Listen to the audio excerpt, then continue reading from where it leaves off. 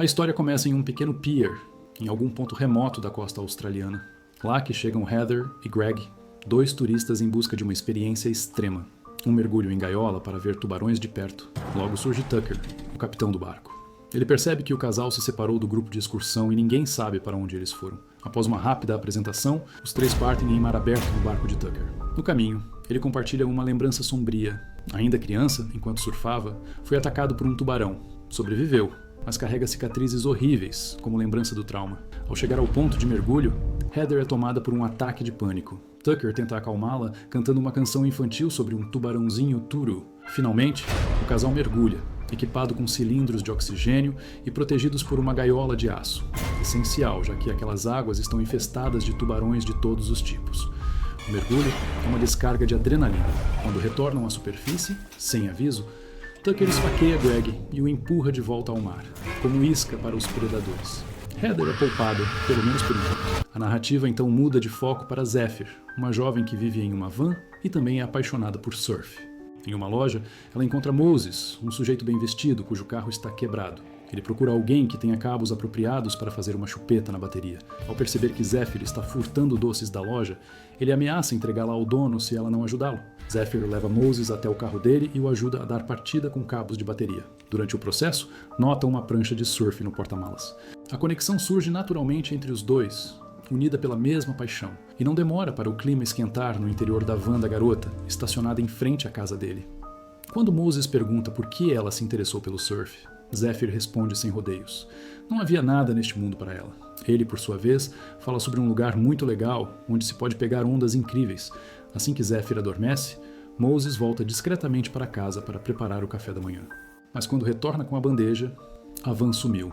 Sem avisar, Zephyr decidiu checar, no meio da madrugada, se aquele tal lugar especial realmente existia. Ao chegar à praia, percebe que esqueceu a chave de ajuste das quilhas da prancha.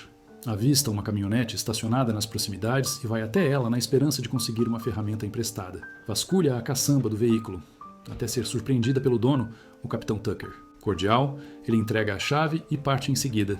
Enquanto Zephyr monta sua prancha, recebe uma mensagem de Moses. Os dois quase marcam um reencontro, mas Tucker reaparece e a ataca sem aviso. Ele a imobiliza com um mata-leão até que ela apague.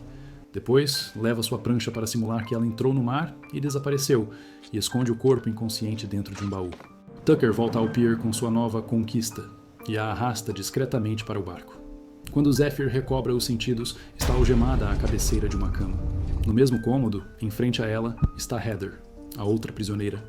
Ainda sem entender o horror da situação, Zephyr grita por socorro, sem saber que o barco está em mar aberto e que o único a escutá-la é o próprio sequestrador, agora saboreando o café da manhã.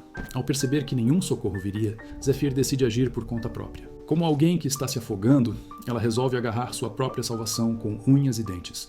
Tenta arrancar a argola metálica da cabeceira, sem sucesso, e começa a procurar qualquer objeto que possa abrir a trava dos grilhões. A dura infância nas ruas e um tempo passado num reformatório lhe ensinaram certos talentos úteis em situações extremas. Enquanto isso, Moses encontra a van de Zephyr. Mais tarde, naquele mesmo dia, vê o veículo sendo rebocado. Nenhum sinal da dona. A polícia não se interessa. Sem provas de desaparecimento, não há investigação. De volta ao cativeiro, Zephyr nota o sutiã de Heather e retira um arame da estrutura.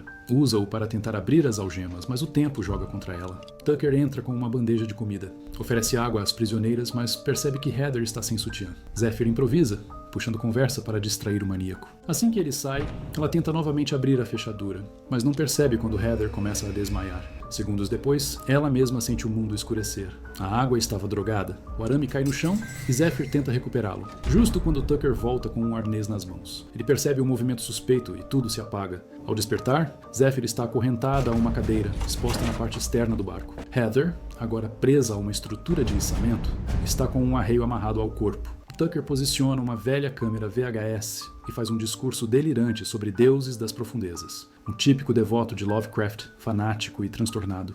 Ele então corta um cacho de cabelo de Heather e inicia o ritual. Com o guindaste, suspende a moça e a mergulha na água atrás da embarcação. O objetivo é o mesmo de sempre: alimentar os tubarões.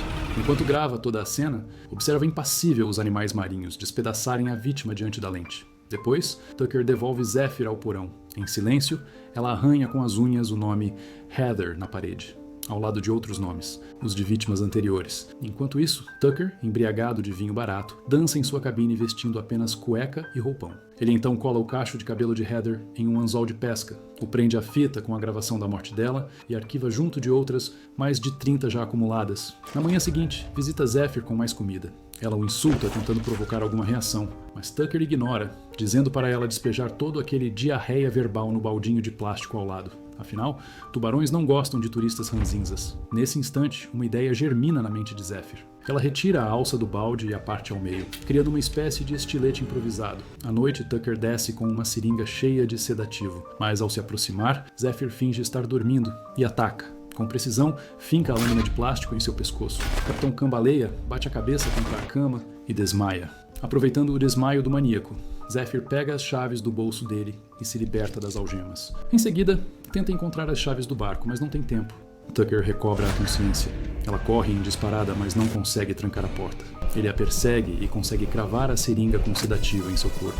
Quase cambaleando, Zephyr alcança a cabine de comando e tenta pedir socorro pelo rádio. Sem sucesso. Ninguém responde. Seus olhos já começam a pesar quando avista, não muito longe, um barco turístico iluminado. Mas é tarde demais. Não consegue sinalizar. Tucker surge atrás dela.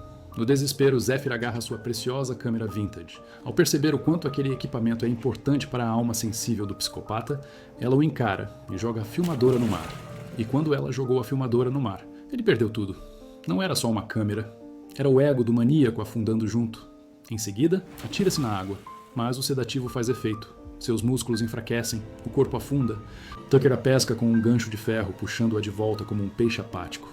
Enquanto isso, Moses tenta surfar, mas não consegue tirar Zephyr da cabeça. Algo não está certo. De volta à praia, ele encontra a prancha dela quebrada. Aciona os salva-vidas. Nada. Ninguém encontra nada.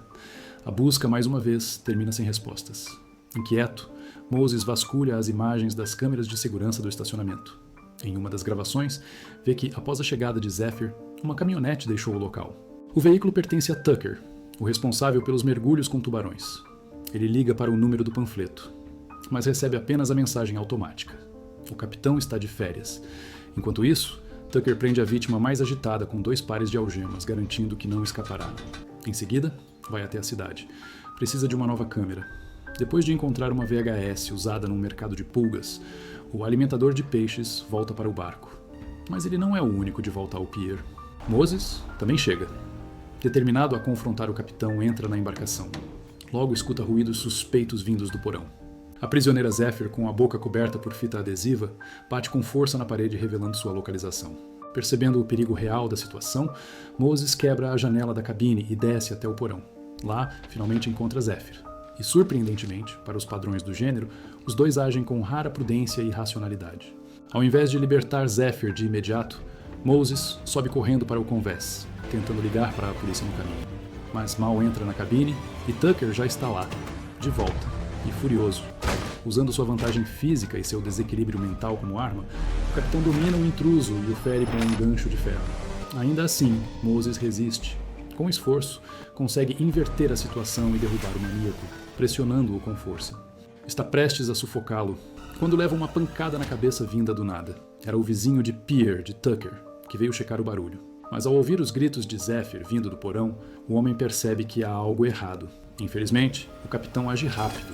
Crava o gancho bem no crânio do visitante curioso, encerrando a ameaça. Com o acidente resolvido, e certo de que ninguém viu a movimentação no barco, Tucker solta as amarras e ruma para alto mar. Mais tarde, Moses desperta ao lado de Zephyr, ambos em camas improvisadas. Com vergonha, ele admite seu fracasso. Não conseguiu chamar a polícia. Moses tentou e falhou, mas mesmo caído, mesmo ferido, ele foi parte do que salvou ela. Heróis reais também sangram. O momento é interrompido pelo próprio Tucker. Ele decidiu não esperar o anoitecer. O banquete vai começar agora. Depois de aplicar o sedativo tradicional, arrasta os dois para o convés. Zephyr é colocada em uma cadeira como espectadora. Moses, como a atração principal, junto aos restos esquartejados do vizinho, agora parte do buffet. Tucker opera o guindaste e eleva Moses sobre a água. Quando está prestes a soltá-lo, Zephyr tenta barganhar, oferecendo-se no lugar dele, mas Tucker recusa com cortesia psicótica. Ele detesta sentimentalismo. Ao ser jogado na água, Moses ouve a voz da garota. Ela o orienta a ficar imóvel para não atrair os tubarões. E por um milagre, funciona. Os predadores apenas circulam, depois se afastam, desinteressados. Tucker, frustrado com o desfecho anticlimático, recolhe Moses de volta ao barco e decide resolver o problema com as próprias mãos. Crava repetidas facadas na lateral do corpo do rapaz. O sangue fresco espalhado por Moses não só colore o convés, como reacende o apetite das feras do mar. Os tubarões retornam, atraídos pelo cheiro, circulando famintos sob o corpo suspenso do rapaz. Mas o banquete é interrompido bruscamente. No horizonte, surge um helicóptero de resgate. Tucker apressa-se. Recolhe Moses de volta e o empurra novamente para o porão. O rapaz está inconsciente, sangrando, mal reconhecível, mas ainda vivo. Ao ver o estado do homem que tentou salvá-la, Zephyr se desespera. Tenta escapar das algemas, mas sua mão não passa. Então toma uma decisão brutal. Quebra o próprio polegar. Ainda assim, não basta. A única opção restante é morder. Como uma fera selvagem, ela arranca o dedo com os dentes. A cena é brutal, impactante, mas necessária. Quando Tucker retorna com mais uma dose de sedativo, vê o lençol ensanguentado sobre a cama. Levanta-o. Lá está, o polegar de Zephyr, ainda quente. Ela não só arrancou o próprio polegar, ela deixou o dedo na cama como um recado, claro, cruel, irrecusável. Não é o dedo do meio, mas o recado é parecido. A garota, por sua vez, se esconde atrás da porta. Assim que o maníaco entra, ela escapa e o tranca no porão. Só que Tucker veio preparado. Trouxe uma chave inglesa no bolso, capaz de abrir o alçapão por dentro. Enquanto isso, Zephyr corre para a cabine e tenta ligar o barco. Quer alcançar o litoral. Mas antes que consiga avançar, o capitão desliga o fornecimento de energia, sabotando o motor. A salvação brilha ao longe. Uma praia iluminada, cheia de gente. Ela agarra um sinalizador, pronta para pedir ajuda. Mas Tucker surge novamente. Sem escolha, ela dispara o flare contra ele. Armada com uma frigideira como escudo e um cutelo de cozinha, Zephyr parte para cima e o maníaco toma uma boa surra. Com o maníaco novamente desacordado, Zephyr aproveita o tempo ganho para pular no mar e nadar em direção à praia. Tucker, vendo a fuga, aponta o refletor para ela e tenta alvejá-la com um arpão, mas ela desaparece rapidamente na escuridão. Sem desistir, ele desce para o bote motorizado e parte atrás da presa. Exausta, Zephyr finalmente alcança a areia, mas não há ninguém por perto. Quando tenta gritar por ajuda, Tucker a alcança mais uma vez e a domina com um novo mata-leão. De volta ao barco, ele a amarra como isca para os tubarões, deixando Moses, ainda ferido, como espectador de luxo. Após mais um de seus discursos sem graça, o capitão é subitamente silenciado. Diante do barco surge a maior criatura que já viu, uma colossal e temível tubarão. Animado com a possibilidade de registrar o show definitivo, Tucker desce Zephyr até a água, gravando enquanto o monstro gira lentamente ao redor dela. A jovem permanece imóvel, na esperança de não chamar atenção, mas um segundo tubarão menor aparece, atrapalhando a cena.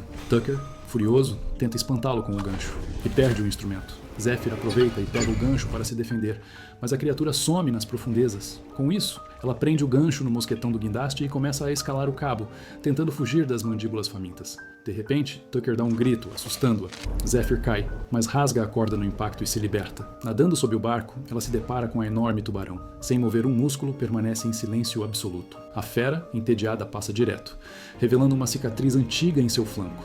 A cicatriz no flanco da criatura dizia tudo.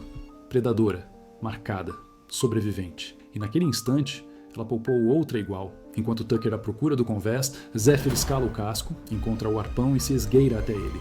Com um disparo certeiro, perfura o corpo do maníaco, que cai no mar com a lança atravessando o peito. Ainda tentando sobreviver, Tucker tenta voltar ao barco, mas a gigante retorna. E desta vez, ela não perdoa. Devora o assassino com arpão e tudo. A câmera recém-adquirida grava tudo, ironicamente capturando os últimos segundos do próprio cineasta. O melhor show do mundo? No fim, ele foi só mais uma isca. E, ironicamente, foi a própria câmera que filmou sua morte. Mas Zephyr não saiu ilesa. Sua perna ficou presa no cabo do arpão e ela é puxada junto. Moses, preso e em choque, observa a cena, derramando uma lágrima antes de desmaiar. Por fim, Zephyr se liberta e nada de volta ao barco. Tenta acordar Moses e, ao olhar ao longe, avista um barco turístico. Acende o último sinalizador e acena freneticamente do topo da cabine. A embarcação muda de rumo. Zephyr desce e se ajoelha ao lado de Moses, ainda respirando com dificuldade. E diz que agora, além das ondas, ela tem alguém por quem lutar. Ele abre os olhos devagar e, no meio do caos, pela primeira vez, há algo que parece futuro. Obrigado por assistir. Se você é novo por aqui, não se esqueça de curtir e se inscrever para ficar por dentro das novidades. Até a próxima e tenha um ótimo dia.